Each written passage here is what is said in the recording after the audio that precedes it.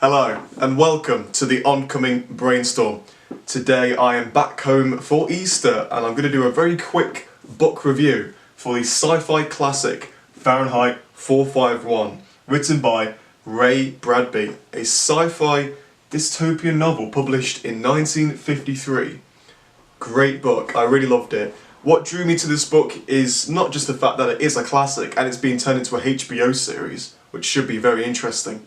The graphic design for the book itself is gorgeous. It is really eye-catching, it's fiery, it's got a lot of power to it.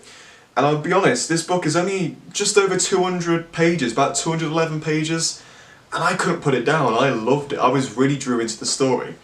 It's not perfect, it's got some problems, and I do think the characters and the nitty-gritty details of the story itself and the setting of the world aren't quite as well crafted or as interesting as the themes of this book, what the book is trying to say about our modern world and the mass media world we're in.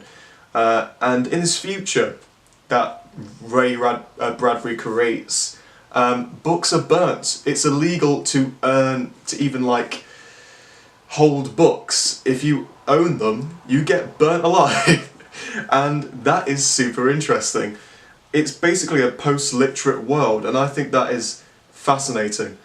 So yeah, our main character is Guy Montag. He's a fireman, and his main job is that he goes around burning any literature out there. And it's very interesting. This book tends to quote a lot of old literature that's come before it, and the characters are enjoyable. I think Guy Montag and Clarice, who's a young girl that he meets in the first chapter of the book, they are the best characters, and I'll be honest, their discussion is probably my favourite part of the whole book, and that's towards the beginning of the book. Clarice is a really interesting character because she asks questions that really puts Guy Montag out of his comfort zone. You know, Montag is kind of just going through his daily routines, being a fireman, and then suddenly this young girl comes along and she asks weird questions and things that are out there. She's a bit of a daydreamer and she's questioning everything.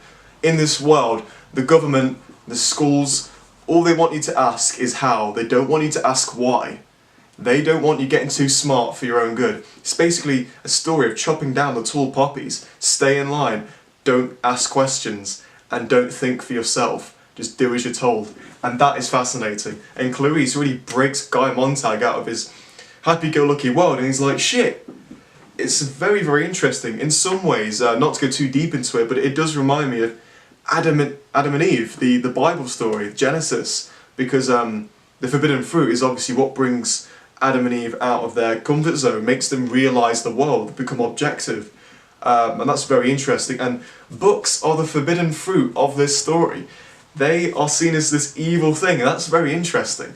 And Guy Montag is a very interesting audience avatar.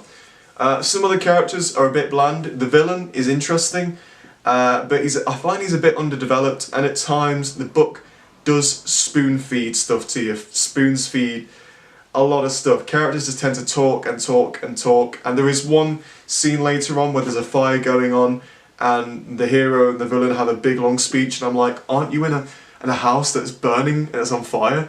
That's quite funny. But yeah, I will be honest, the characters aren't the most interesting part. Clarice doesn't even spend that much time in the story. She's the best character, and she leaves pretty quickly, which kind of sucks. So that's a bit disappointing. But Guy is interesting. I just find even just the setting itself could have been explained a bit more. A lot is left to the imagination, which is good, but I do feel like there could have been a bit more detail to this world. George Orwell's 1983, the setting for that was so visceral. You feel like you were there. At times I was lost at where I was in this book. It was like, ooh, what's going on?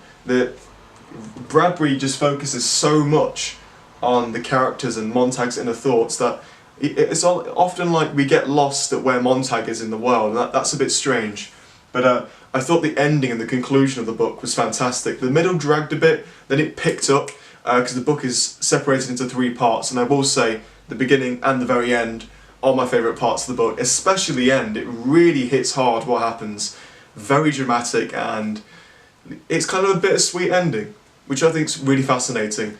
and the whole book just made me question books and humanity and everything. So not many books do that, and I couldn't put this down. So I'm going to give Fahrenheit 451 an 8.5 out of 10. I thought it's fantastic. Not perfect, but I would highly recommend it if you love sci-fi and books that really make you question the world and just dystopian novels. So yeah, if you guys read this book, and let me know what you think. It'd be interesting to see what other people think about it. And I'm looking forward to the TV series that's being made for it. So yeah, that's about it. I might make a few more book reviews. I'm going to be reading War of the Worlds, H.G. Wells. I'm going to get around to that. But yes, thank you guys for watching. Let me know your thoughts, and take care, and goodbye.